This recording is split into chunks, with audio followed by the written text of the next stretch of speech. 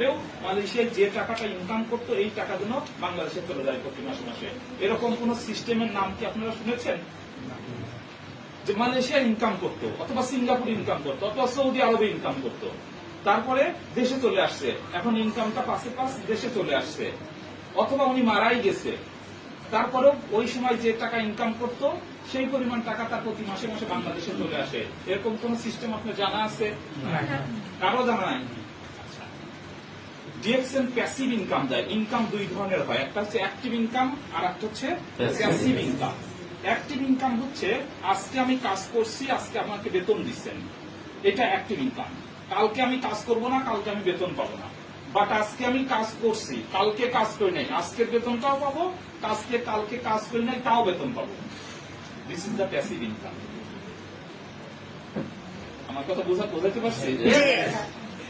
এইরকম একটা ঘটনা আমি প্রথম যখন শুনছিলাম, এটা 2018 সালে, আমি রয়্যাল ক্যারিবিয়ান ক্রুজে ছিলাম। ক্রুজ বুঝতে পেরেছেন তো? রয়্যাল ক্যারিবিয়ান ক্রুজে আমি একটা প্রোগ্রামে ছিলাম, আমি তখন ক্রাউন ডায়মন্ড। সেই প্রোগ্রামে যে ওখানে সেমিনার রুমে, ওই জাহাজ তো অনেক বড় বলতে 16 তলা জাহাজ, ক্রুজ যেটা, ওখানে সেমিনার রুম ছিল, এরকম বড় একটা গ্যালারি ছিল। আমাদের যেমন বড় গ্যালারি হয় না, অডিটোরিয়াম, এরকম অডিটোরিয়াম আছে ওখানে। সেই অডিটোরিয়ামে প্রোগ্রাম হচ্ছিল। প্রোগ্রামের মধ্যে বলছিল যে যারা ডিএক্সএন থেকে গত হয়েছেন, যারা মারা গিয়েছেন, তাদের ফ্যামিলিরা কেমন আছে এইটার জন্য ওই বিভিন্ন দেশের নাম বলতে বলতে বাংলাদেশের নাম বলে ফেলল একজন, কিন্তু আমি তাকে চিনতাম না। কারণ আমি ডিএক্সএন এ জয়েন করেছি 2011 শেষের দিকে, আর ওই ভদ্রলোক মারা গেছেন 12 সালে, এবং আমি 12 সালের আগে 12 সালে মনে হয় ডিএক্সএন অফিসে যাই নাই। আমার ইতিহাস পরে বলবো আমি যে কিভাবে আমার ফয়সাল আমাকে চেম্বারে এসে মেম্বার করেছে, আর চেম্বার থেকেই ডায়মন্ড হয়েছে। আমি তার আগে মাশাআল্লাহ, আলহামদুলিল্লাহ, চেম্বার থেকে ডায়মন্ড হয়েছি, তার আগে কখনো ডিএক্সএন অফিস চিনি নাই, জানেন না। তো সেই হিসাবে আমি, এবং প্রথমে আমি টিএসআইপি প্রোগ্রামে গেছিলাম 2013 সালে, 20 অ্যানিভার্সারি প্রোগ্রামে গেলাম। তখন পর্যন্ত আমি জানতাম না আমার ডায়মন্ড মানে কি, অথবা আমার স্ট্যাটাসের মানে কি। বিভিন্ন দেশের লোকজন আমাকে জিজ্ঞেস করতো যে আপনার স্ট্যাটাস কি, আমি বলতে পারতাম আমি যে ফয়সাল সাহেব জানেন, কারণ আমি আমার স্ট্যাটাস জানতাম না। আচ্ছা, যাই হোক, তখন যখন ওনাকে বললো যে বাংলাদেশের একজনের নাম বললো যে বেনজির আহমেদ, তা আমি তো লোককে চিনি না। তা আমার খুব ইচ্ছে হলো লোকটাকে, ফ্যামিলিটাকে দেখার ইচ্ছে হলো, দেখার যে লোকটাকে, ফ্যামিলি, উনি তো মারা গেছেন, ওনাকে তার দেখতে পাবো না, ফ্যামিলির লোককে তাকে দেখতে পাই কিনা। তো ঠিক তার ওই বছরই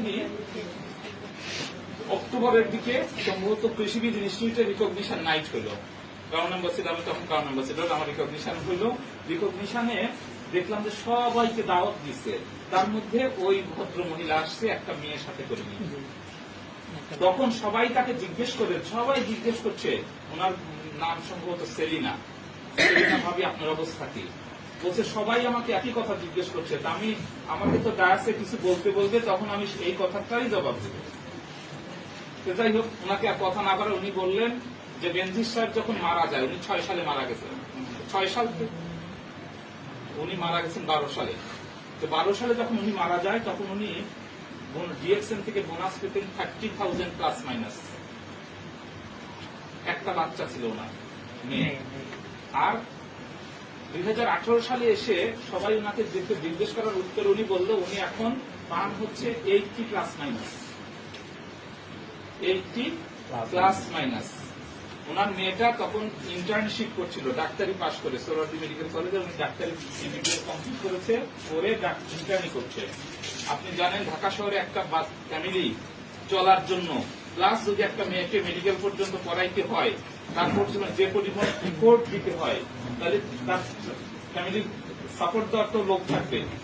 আত্মীয়-স্বজন ইমোশনাল হয়ে 2-1 মাস সাপোর্ট দিবে, তারপর কিন্তু আর দিবে না। কিন্তু ডিএক্সএন শুধু সাপোর্ট দেয় নাই, সাপোর্টকে বাড়াইছে না? উনি তো মারা গেছেন। সাপোজ বড় একটা দোকান আমি রেখে যদি চলে যাই, হয় আমার দোকানের সাইনবোর্ডের নাম চেঞ্জ হবে, অথবা অন্য কিছু একটা হবে, ওই দোকান আর চলবে না।